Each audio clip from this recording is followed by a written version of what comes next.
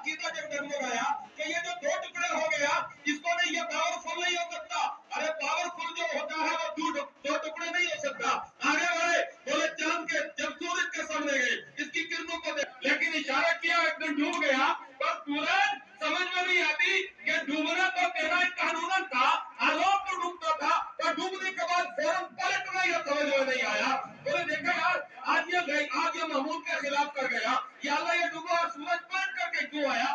بولے یہ بھی پاورفل نہیں ہو سکتا. بولے یہ پلٹایا کس نے ہے؟ پھر دیکھا چلو اسی کی بارگاہ میں چلتے ہیں جس کے اشاروں سے سورج پلٹایا، چاند پر ٹکڑے ہو گیا، جس کے اشارے سے یہ درخت ریتتے ہوئے ان کی بارگاہ میں گئے. ذرا دیکھیں وہ کدھر جھکے ہوئے ہیں. بارگاہ مصطفیٰ میں جب پہنچے تو دیکھا کہ سورج کو پلٹانے والے اتنی پاورفل پیغمبر جو ہے وہ بھی رب کی بارگاہ میں سجدہ کر رہے ہیں. سبحان ربی الاعلیٰ، سبحان ربی الاعلیٰ. مصطفیٰ کی بارگاہ میں جب پہنچے ہیں تو خدا کا پتہ مل گیا ہے. اس لیے کسی نے کہا تھا ایک دیکھنے والے کا کہا مان لیا ہے، بن دیکھے تجھے ہم نے خدا مان لیا ہے. صراط سے گزریں گے نا اور آمنہ کے لال کا دیدار ہوگا تو ہم وہی نعرہ لگا کر پھر صراط سے بھی گزر جائیں گے. ہے نا؟ کسی شاعر نے کہا تھا کسی کی جیب میں جا ہم کیوں ملائیں، کیا غرض ہم کو، یعنی ہمیں کیا ضرورت ہے یہ ادھر کے نعرے ادھر کے نعرے، ہمیں کافی ہے سید اپنا نعرہ یا رسول اللہ. ہمیں کو یہ نعرہ انشاءاللہ دنیا میں بھی کام آئے گا اور محشر کے میدان میں بھی کام آئے گا.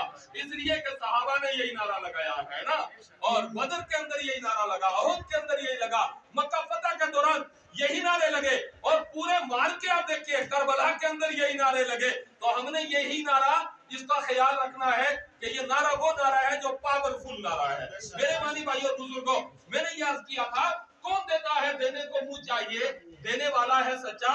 آپ بھی کہہ دیں گے دینے والا ہے سچا؟ نہیں، دیواروں کی طرح کہو نا. اگر ایمان ہے تو کہو دیتا اللہ ہی ہے نا، لیکن مصطفیٰ کے ذریعے دیتا ہے، صدقے میں دیتا ہے، در مصطفیٰ سے ملتا ہے.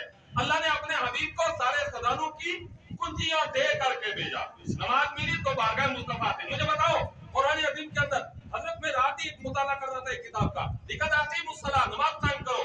700 مرتبہ لگ بھگ علماء کہتے ہیں نماز کا حکم آیا قرآن عظیم کے اندر. لیکن مجھے بتاؤ نماز کس طرح پڑھنی ہے؟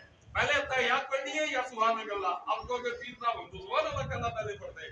مجھے بتاؤ یہ نماز پڑھنی کیسے ہے پورے قرآن کے اندر؟ مجھے بتاؤ. آپ کو کہ پھر قرآن میں تو حکم نماز آیا ہے، نماز پڑھو زکات دو، پر طریقہ نہیں. تو میں نے کہا بارگاہ مصطفیٰ میں چلو. صحابہ گئے نماز کیسے پڑھے ہے نا؟ اللہ کے حبیب نے فرمایا میرے جانی سارو صلو کما رأیتمونی اصلی، ہے نا، اس طرح نماز پڑھو جس طرح میں پڑھتا ہوں. ہے نا؟ پتہ چلا کہ نماز بھی بارگاہ مصطفیٰ سے ملی ہے، روزہ بھی بارگاہ مصطفیٰ سے ملا ہے. اللہ نے قرآن عظیم کے اندر ارشاد فرمایا روزے رکھو، ہے نا، یا ایھا الذین آمنوا کتب علیکم الصیام کما کتب علی الذین من قبلکم لعلکم تتقون. لیکن مجھے بتاؤ روزہ رکھنا کیسے ہے؟ اللہ نے روزہ رکھا، آپ کہو گے کیا ہو گیا جی؟ معاذ اللہ، روزہ رکھا ہے مصطفیٰ نے، ہے نا. طریقہ اس کا مصطفیٰ سکھائیں گے. سحری کھانی ہے کس طرح کھانی ہے، کس وقت ختم کرنی ہے، افطار کیسے کرنا ہے، پورا طریقہ بارگاہ مصطفیٰ سے ملے گا. ہے نا؟ قرآن میں کیا آیا؟ حج کرو، ہے نا، اور حج کی جس کو کیپیسٹی ہو، استطاعت ہو، ہے نا، وہی حج کرے، اس کو پر حج فرض ہے. پر حج کرنا کیسے ہے؟ صفا اور مروہ پر دوڑنا. کون دوڑا تھا صفا مروہ پر؟ ہے نا؟ مقام ابراہیم پر 2 نفل پڑھنا واجب ہے، پر پڑھے کس نے؟ ہے نا؟ اور مجھے بتاؤ حجر اسود کو چومنا یہ کس نے چوما تھا؟ حج کا حکم تو قرآن عظیم کے اندر آیا، وہ لوگ جن کو کیپیسٹی ہے، صاحب استطاعت ہے، حج کرو. پر فاروق اعظم حجر اسود کے سامنے کھڑے ہو گئے اور آپ کہتے ہیں حجر اسود میں جانتا ہوں تو جنت سے آیا ہوا ایک کالا پتھر ہے، پر تجھے میں اس لیے نہیں چوم رہا ہوں کہ تو جنتی پتھر ہے، تجھے میں اس لیے چوم رہا ہوں تجھے میرے محبوب نے چوما ہے. ایک دیکھنے والے کا کہا مان لیا ہے، بن دیکھے تجھے ہم نے خدا مان لیا ہے. آج ہم نے یہاں پہ ایک فیصلہ کر کے جانا ہے. اللہ کہتا ہے محبوب جو دے وہ لے لو، جس چیز سے منع کرے اس سے رک جاؤ. اب مجھے بتاؤ سرکار کیا دے ہم لے لیں اور کس چیز سے روکے تو ہم بعد آ جائیں. میرے ایمانی بھائیوں اور بزرگوں، سب کچھ ملا تو بارگاہ مصطفیٰ سے ملا ہے نا. پورا دین اسلام، کمپلیٹ اسلام ہمیں بارگاہ مصطفیٰ سے ملا ہے. مجھے بتاؤ ہمارے پاس طاقت بھی ہے، دولت بھی ہے، ہمارے پاس دوستی یارانہ بھی ہے، ہمارے پاس جائیداد اور زمینیں بھی ہیں، اور سب سے بڑی بات یہ کہ ہمارے پاس اللہ نے ہمیں ہاتھ دیا ہے، ہمیں آنکھیں دی ہے، ہمیں زبان دی ہے، ہمیں پاؤں دیے ہیں، ہمیں قوت دی ہے، لیکن اس ہاتھوں سے ہم کیا کر سکتے ہیں؟ ہاتھ اگر ہمارے اٹھے تو ہم کسی پر ظلم کرے، تھپڑ مار دے، تو یہ اس ہاتھ سے ہم یہ بھی کر سکتے ہیں، لیکن اسی ہاتھ سے ہم کسی گرتے ہوئے کو پکڑ کر اس کو سہارا دے کر بچا لیں تو یہ کار خیر ہے۔ یعنی طاقت اللہ نے ہمیں ہاتھوں کی دیا ہے تو ہم ان کو دونوں جگہ یوز کر سکتے ہیں، برائی کے لیے بھی اور اچھائی کے لیے بھی، لیکن اسلام کہتا ہے اچھائی کے لیے یوز کرو۔ یہی ہاتھ ہے، اٹھے تو دعا کرو، یہی ہاتھ ہے، اسے صدقہ کرو تو سخی کا لاؤ گے، یہی ہاتھ ہے، اسے ظلم کرو تو ظالم کا لاؤ گے۔ اسی طریقے سے اللہ نے پاؤں عطا کی ہے، پاؤں سے چل کر آپ شراب خانے کی طرف جاؤ تو گناہ ہے، آپ کسی کو بلا وجہ مارنے جاؤ تو گناہ ہے، لیکن انہی پاؤں سے چل کر آپ مسجد کی طرف جاؤ تو اسلام کہتا ہے ہر قدم پر 10 نیکیاں ملے گی، ہے نا؟ یہی پاؤں، ان سے چل کر تم ماں باپ کا دیدار کرنے جاؤ تو اللہ کے حبیب نے پتہ ہے کیا کہا؟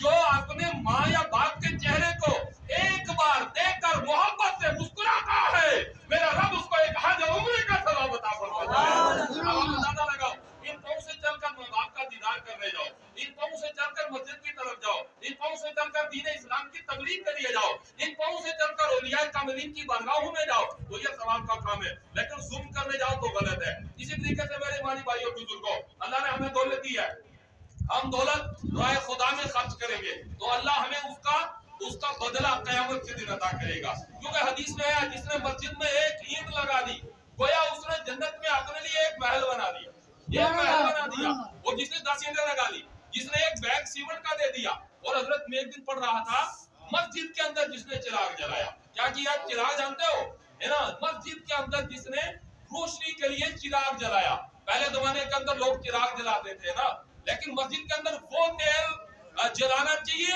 جس کی سمیل نہ ہو، بدبو نہ ہو، کڑوا تیل جلانا چاہیے، بدبو والا تیل جیسے مٹی کا تیل یہ جلانا گناہ ہے۔ پر آج تو ماڈرن ماحول ترقی کا ماحول ہے، اس ترقی کے ماحول میں بلب جلتے ہیں، لائٹیں جلتی ہیں، تو ایک بلب جلا دو مسجد کے اندر، فرمایا جس نے مسجد میں ایک بلب لگا دیا جب تک وہ جلتا رہے گا 70,000 فرشتے اس کی بخشش و مغفرت کے لیے دعائیں